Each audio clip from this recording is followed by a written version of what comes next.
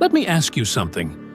What happens when a ruler becomes more feared than loved, and then more feared than sane? What happens when the most powerful man in Russia begins to believe that everyone, his advisors, his allies, even his own family, is out to get him? And what happens when that man also happens to be the first tsar of Russia? This isn't a myth. This isn't fiction. This is the true story of a boy who grew up in a palace of corpses. A boy who learned early on that fear was more reliable than love. A boy who became a king, and then a monster.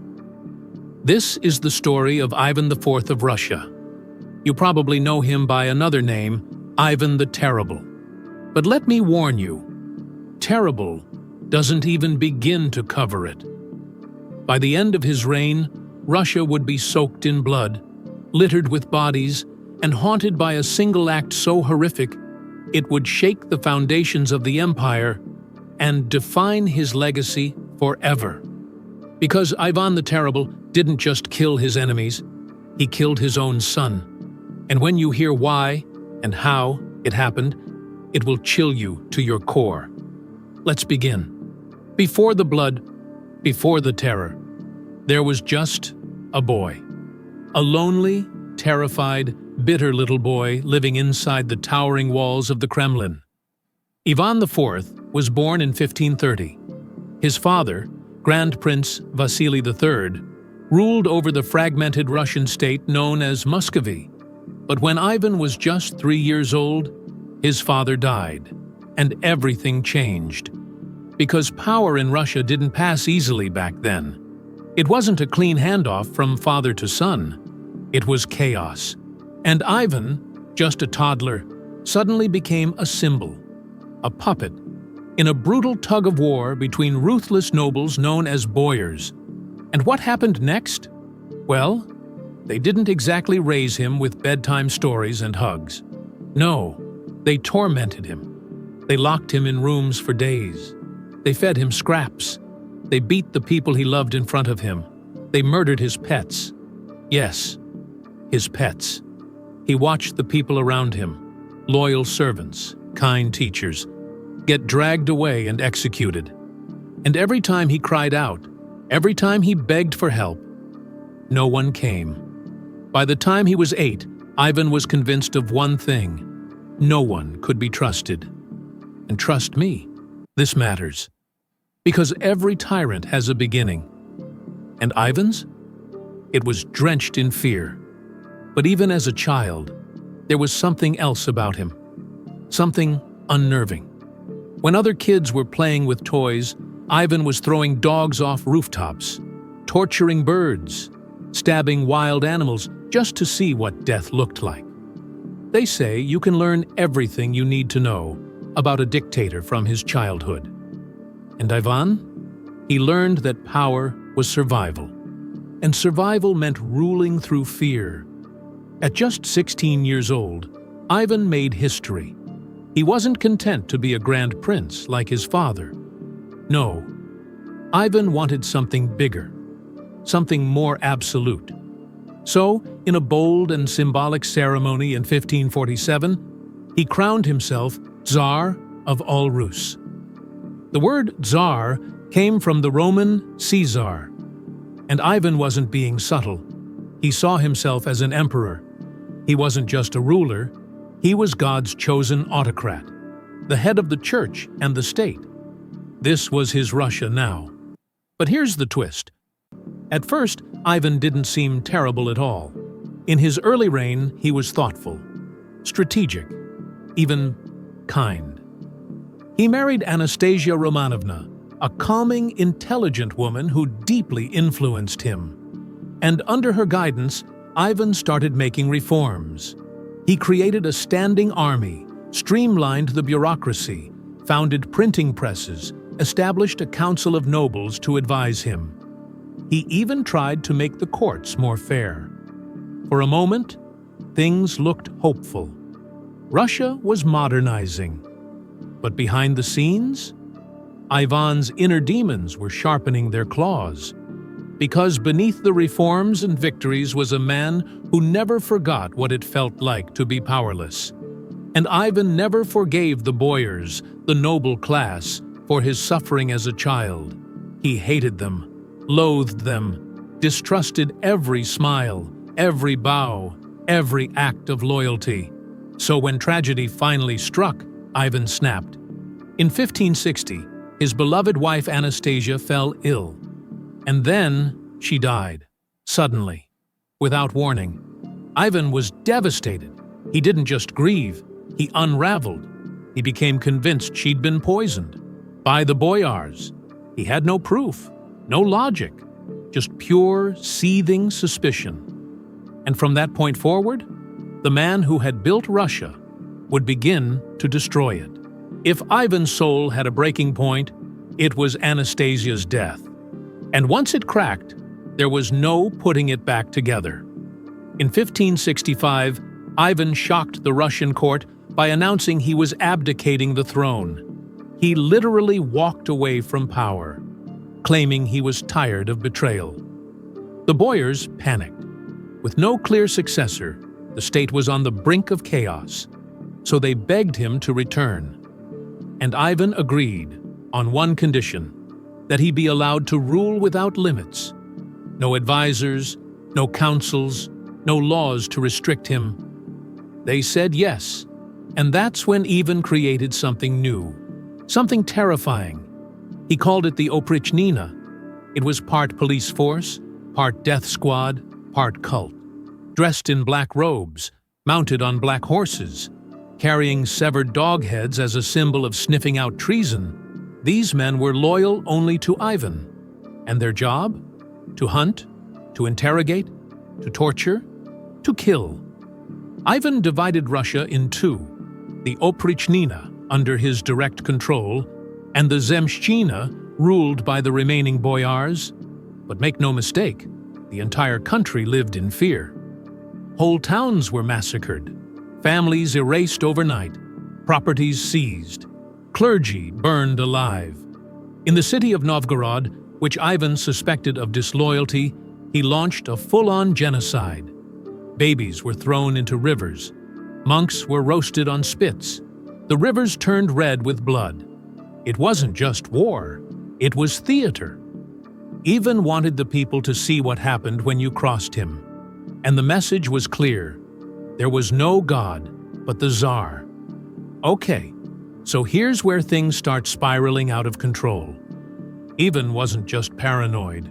He was actively fueling that paranoia, surrounding himself with yes men who would never challenge him, and creating a state where fear ruled more than law.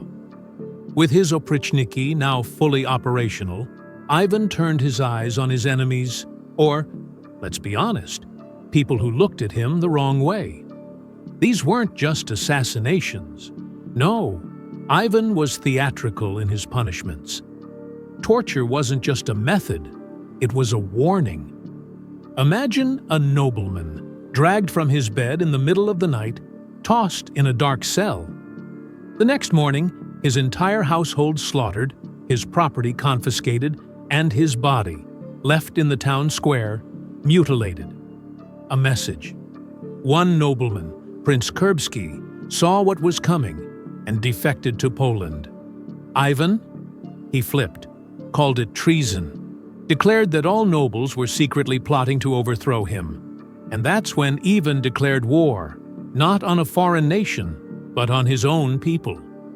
He sent his oprichniki riding through cities dressed in black robes with severed dog heads strapped to their saddles, a symbol that they were hunting traitors.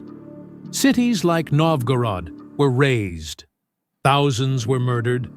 Innocents were drowned in icy rivers or burned alive in their homes. Entire towns were silenced in the name of loyalty. He believed God was with him, that he was cleansing Russia of impurity, and no one dared stop him. Because anyone who tried, they disappeared. Now, here's the thing with absolute power. It's intoxicating. It's also corrosive. Ivan started slipping deeper into paranoia. He trusted no one. not even his closest advisors. His own court became a den of whispers and fearful glances. People watched what they said, how they dressed, how they bowed, because the wrong look could cost you your life. By now, Ivan was suffering from what many historians believe was a serious mental illness, likely worsened by years of mercury poisoning from his medicines. His rants grew more delusional. He had episodes of rage. He'd vanish for days in isolation.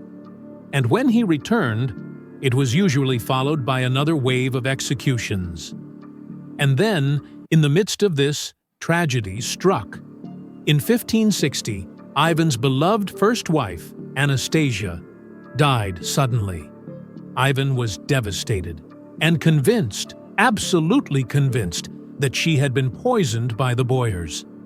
This was the final straw. His rage went nuclear. Anastasia had been his tether to humanity, the one person who calmed him. Without her, he spiraled. He tortured servants to confess to her murder, executed dozens of nobles without trial, and anyone who questioned his methods?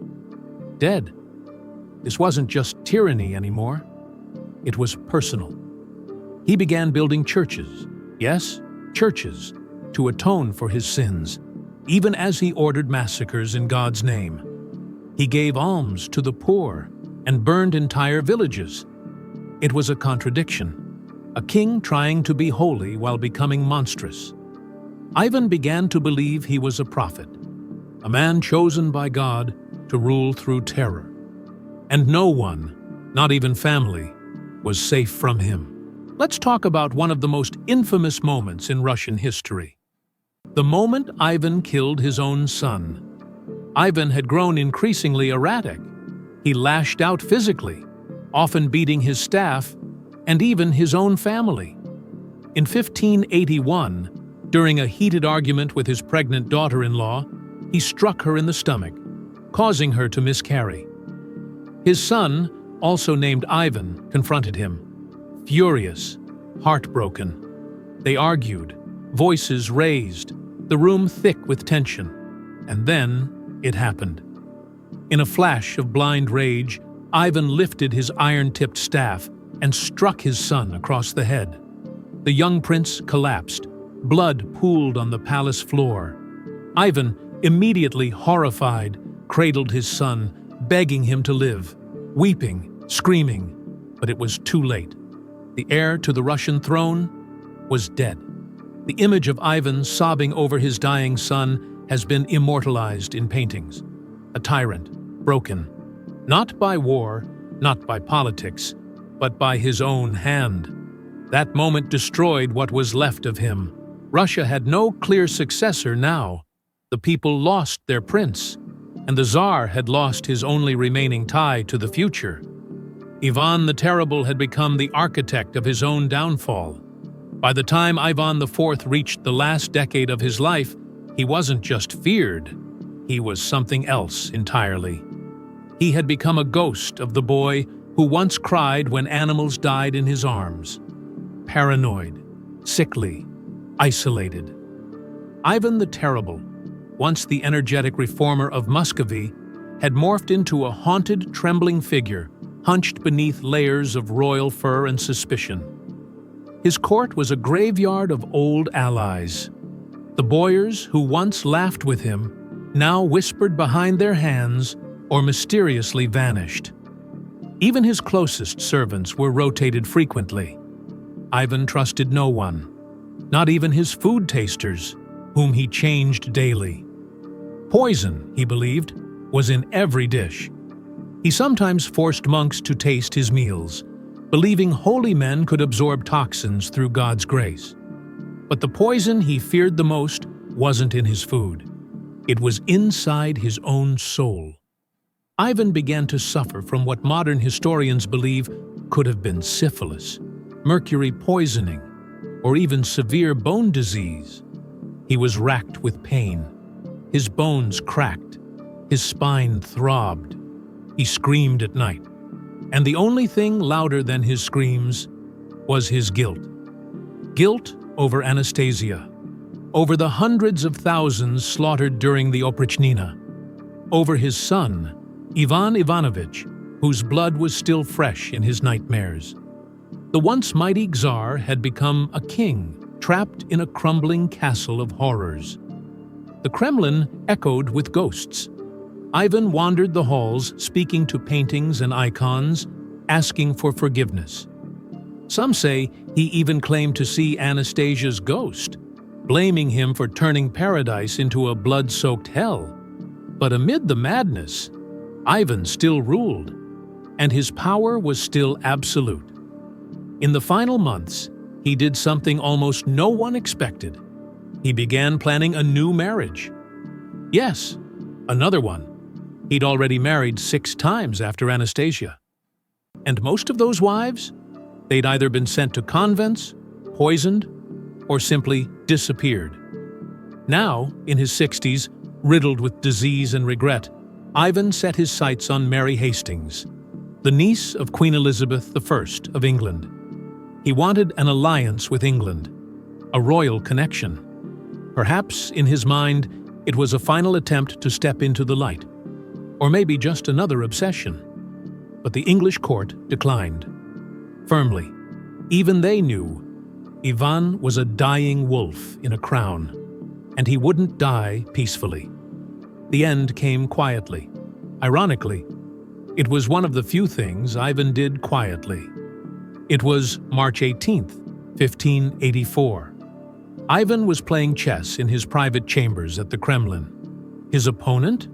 A courtier, perhaps a servant too terrified to win. Surrounded by incense and icons, dressed in layers of royal robes despite the warmth of the room, Ivan appeared calm, focused.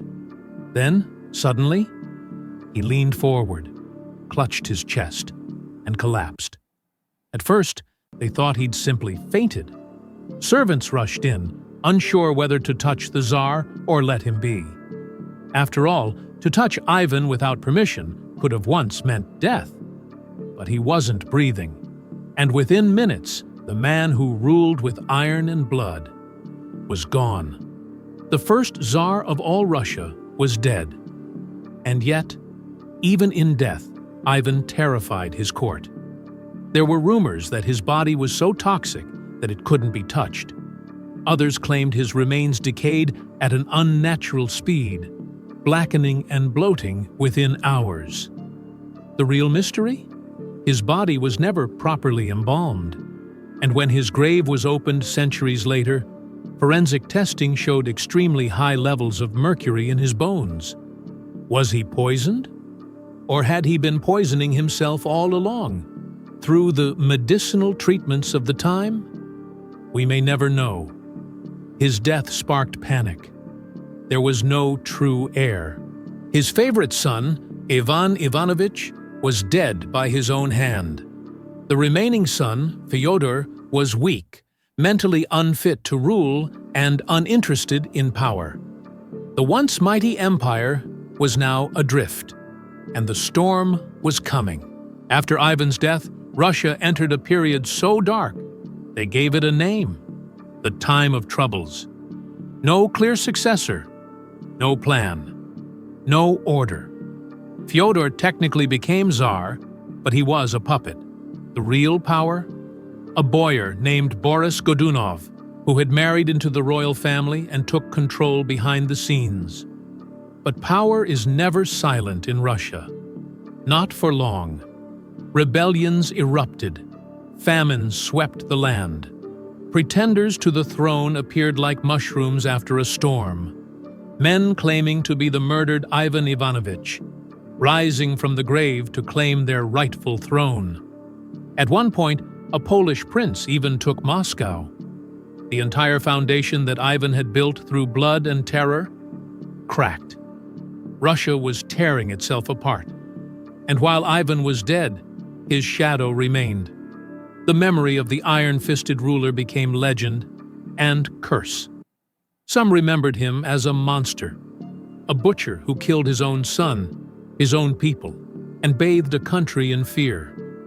Others remembered him as a necessary evil, a man who had unified Russia, stood up to foreign threats, and punished corrupt elites. Both versions lived on. Even centuries later, Russian leaders, from Stalin to modern strongmen, have invoked Ivan's name. To some, he was a cautionary tale. To others, a blueprint. So who was Ivan the Terrible? A visionary? A psychopath? A grieving husband? A traumatized child? Maybe all of them. But one thing is certain. Ivan's reign carved deep scars into Russia's history. And his legacy reminds us that power without restraint eventually consumes its master. He built an empire, and he bled for it.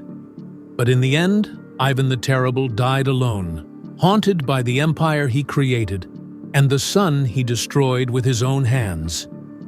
Thanks for watching. And remember, history isn't just about what happened. It's about what we're still living with.